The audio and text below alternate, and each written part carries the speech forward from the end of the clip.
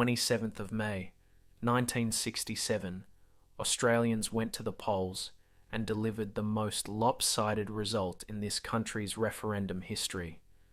90.77% voted yes. Every single state recorded a majority in favour. It remains to this day the highest yes vote ever recorded in an Australian federal referendum, by a margin nothing else has come close to matching before or since. Here's the thing, almost everyone gets wrong about that vote, including plenty of Australians who will tell you confidently that it's the day Aboriginal people got the right to vote or got Australian citizenship. Neither of those things is true. Aboriginal people already had the right to vote in federal elections by 1967, and they were already citizens, in the strict legal sense, well before that.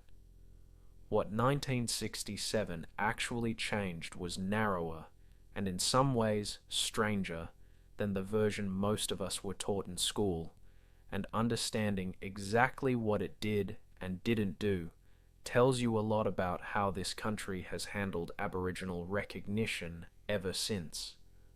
Welcome to Truth Be Told, Stories from Black Australia. This podcast is recorded on Wadjuk Nyungar country, and we acknowledge the Wadjuk Nyungar people as the traditional custodians of the land this show is made on. We pay our respects to their elders, past and present. We extend that respect to all the traditional custodians across the lands from where you are listening from, and to all First Nations peoples listening. Today we're talking about the 1967 referendum, what it actually did and didn't do, the decade-long campaign that got it there, and why a vote that won over 90% support stands in such stark contrast to a much more recent referendum that didn't. Quick note before we keep going. This episode discusses historical legal discrimination against Aboriginal and Torres Strait Islander people, and touches on a more recent, divisive national vote.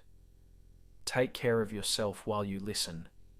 If anything in this brings something up for you, 13 Yarn is a crisis line run entirely by Aboriginal and Torres Strait Islander people, any hour of the day or night, on 1392-76. Alright, let's go back to what was actually sitting in the Constitution that this vote was trying to fix. The Australian Constitution, as written at Federation in 1901, contained two specific references to Aboriginal people, and neither one was there to help them. Section 51, the section listing everything the federal parliament had the power to make laws about, specifically excluded Aboriginal people from one of those powers, the ability to make laws for people of any particular race. In practice, that meant the Commonwealth couldn't pass national legislation specifically addressing Aboriginal welfare, land, or rights at all, leaving every aspect of Aboriginal policy entirely up to individual state governments, with all the wildly inconsistent, often openly punitive protection-era laws we've already covered on this show. Section 127 was blunter still. It stated, in plain language, that in counting the population of the Commonwealth or any state, Aboriginal people simply weren't to be counted at all. It's worth being precise about what these clauses didn't do, because the popular memory of 1967 has drifted a long way from the actual legal text. Neither section stopped Aboriginal people from voting, marrying, owning property, or exercising other basic legal rights, at least not directly. Those restrictions came from separate state and federal laws, the Protection Acts and their equivalents, not from the Constitution itself.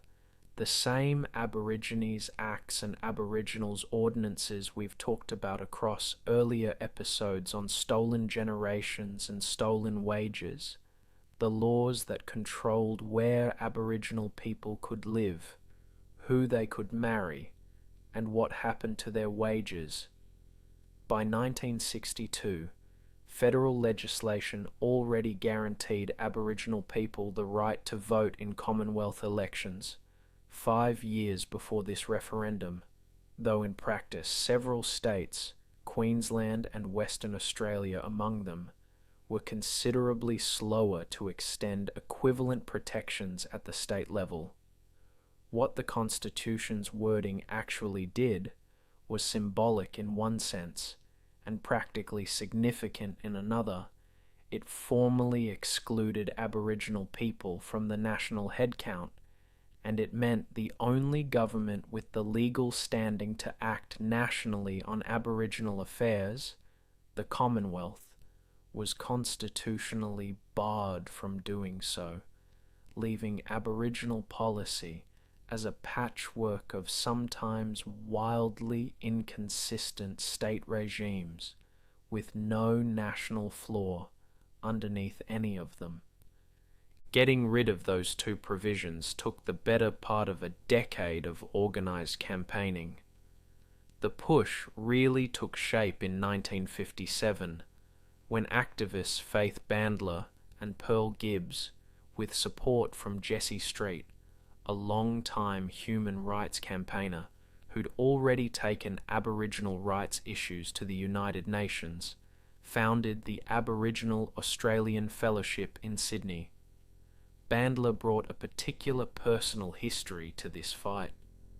Her own father had been taken from an island in what's now Vanuatu and brought to Australia as a young man to work, against his will, on Queensland sugar plantations, a practice known at the time as blackbirding. Bandler grew up keenly aware of exactly how recent and how personal questions of racial exclusion and forced labour were for her own family, and that awareness shaped her entire approach to the referendum campaign that followed. Street handed Bandler a draft petition for constitutional change and told her, in essence, to go and get that referendum. It would take her 10 years. Pearl Gibbs, for her part, had already spent decades as an activist by that point, becoming the first Aboriginal woman to speak on Australian radio and to host her own scripted program, with a network of contacts that stretched from waterfront unions to state and federal politicians. The campaign grew into the Federal Council for the Advancement of Aborigines, later renamed the Federal Council for the Advancement of Aborigines and Torres Strait Islanders. Once Torres Strait Islander people were formally recognised as a distinct group within the movement in 1964. Aboriginal leaders, including Pastor Doug Nichols, Kungarakan man Joe McGuinness, who served as the Federal Council's president for 16 years, and Burnham, all played central roles, alongside Bandler, who became the campaign's New South Wales director once a referendum was finally called. The campaign collected petitions for years, with one of Bandler's colleagues, Shirley Andrews, working alongside parliamentarian Hans Bennett to have those petitions read into the House of Representatives every single sitting day until politicians started referring to it, half joking, as the prayer of the House. Bandler later recalled Menzies himself, remarking that her petition had become a daily ritual of Parliament, and joking that he wasn't sure he'd done the right thing by accepting it, since he'd felt he had no real choice once it kept arriving. In 1965, the Federal Council presented Prime Minister Robert Menzies with a petition carrying 100,000 signatures, a striking number for a campaign run mostly through grassroots door-knocking, church halls, and union meetings, rather than anything resembling a modern, well-funded advocacy operation. None of this happened in a vacuum either. It built directly on decades of earlier Aboriginal activism, including William Cooper's 1938 Day of Mourning protest on the sesquicentenary of British settlement, held specifically to mark what Cooper called the white man's seizure of Aboriginal country, and a wave of public outrage in the mid-1950s after a group of Yarnangu people were found severely malnourished in the Warburton Ranges, their traditional food sources, and water disrupted by British and Australian nuclear testing on their own country, a story this show will be coming back to properly before too long. By February of 1967, Prime Minister Harold Holt announced the government would hold a referendum on both constitutional changes. What followed was almost unique in Australian referendum history, because the entire federal parliament voted unanimously in favour of the changes.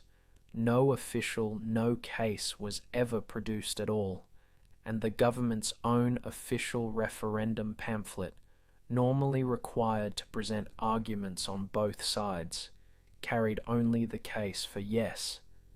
The Yes campaign ran largely uncontested, free to make its case directly to the public without having to rebut an organised opposing argument, something that's never quite happened in an Australian referendum since. Campaigners argued the case on two related fronts at once: basic legal fairness and Australia's international reputation, at a time when racial segregation and discrimination were under increasing global scrutiny, with campaigners explicitly framing a yes vote as a way of demonstrating the country wasn't the kind of place that tolerated official racial discrimination. Faith Bandler, campaigning hard across New South Wales, told voters that writing yes on their ballot paper meant holding out a hand of friendship and helping wipe out nearly 200 years of injustice. It was emotionally compelling language, even if, looked at narrowly, what was actually being voted on was two fairly specific, fairly technical constitutional amendments. Rallies were held in capital cities right across the country in the lead up to polling day, including one in Sydney's Wynyard Park just 2 days before the vote, where activist Ray Peckham told the crowd that constitutional discrimination was a blot on the country that had to be removed as a first step towards something bigger. When the votes were counted on the 27th of May, the result was an emphatic yes, 90.77%, the highest yes vote ever recorded for a federal referendum, with majority support in every single state, an outcome so decisive it remains, more than half a century on, the benchmark every other Australian referendum gets measured against. The Constitution was formally amended on the 10th of August that year. Section 127 was deleted from the Constitution entirely, the only time in Australian history a section has been removed altogether rather than just amended, leaving a permanent, visible gap in the numbering of the document itself. Section 51 was altered, so the federal parliament finally had the constitutional power to make laws specifically for Aboriginal people, for good, or, as later High Court rulings would clarify, potentially for ill as well, since the power itself was framed in general terms rather than as a guaranteed benefit, a legal subtlety that would matter a great deal in later decades whenever governments used that same power to pass legislation. Aboriginal communities themselves hadn't asked for and didn't support. Here's the part that tends to get smoothed over in the celebratory version of this story. The practical change for Aboriginal people's day-to-day lives didn't arrive overnight, or even particularly quickly. It was roughly 5 years before this new constitutional power translated into any real, tangible legislative action. Holt did establish a Council for Aboriginal Affairs within months of the vote, and in 1968, the government passed its first piece of legislation under the new power, providing some direct funding support for Aboriginal communities. But land rights, anti-discrimination protections, and serious funding reform all took considerably longer, arriving piece by piece across the following decade rather than as any kind of immediate sweeping transformation, and largely only after further sustained Aboriginal organising and protest, including the Wave Hill walk-off we've already covered on this show, which was still very much ongoing on the very day Australians voted yes in this referendum. By January of 1972, frustration at exactly how little had concretely changed led directly to Aboriginal activists establishing the Aboriginal Tent Embassy on the lawns outside Federal Parliament House, a protest specifically aimed at the gap between the referendum's symbolic landslide and the real, lived conditions still facing Aboriginal communities 5 years on, an action that, itself, eventually became significant enough to deserve its own full episode on this show. It's worth placing this result alongside a much more recent one. In October of 2023, the country voted on a different constitutional question: whether to establish a voice to Parliament, an advisory body that would let Aboriginal and Torres Strait Islander people speak directly into national policy making on issues affecting them, an idea that had itself grown out of the Uluru Statement from the Heart, a document produced in 2017 by hundreds of Aboriginal and Torres Strait Islander delegates after extensive community consultation. That referendum failed, with just under 60% of the country voting no, even though support was often well above 70% in electorates with large Aboriginal and Torres Strait Islander populations. The communities the question was actually about. 2 referendums, 56 years apart, both directly concerning the legal and political standing of Aboriginal people in this country's constitution. One passed with the largest landslide in the nation's history. The other failed decisively, despite opinion polling showing majority public support for the idea less than 2 years earlier, before the formal campaign period began. Historians and commentators have offered plenty of theories for that gap: the absence of any organised opposition in 1967 versus a well-funded, highly organised no campaign in 2023, the difference between removing clearly discriminatory wording everyone could agree was outdated versus creating an entirely new institution whose practical operation voters were asked to imagine in advance, and a political and media landscape in the 2023s that simply didn't resemble 1967's near-total parliamentary consensus in any way.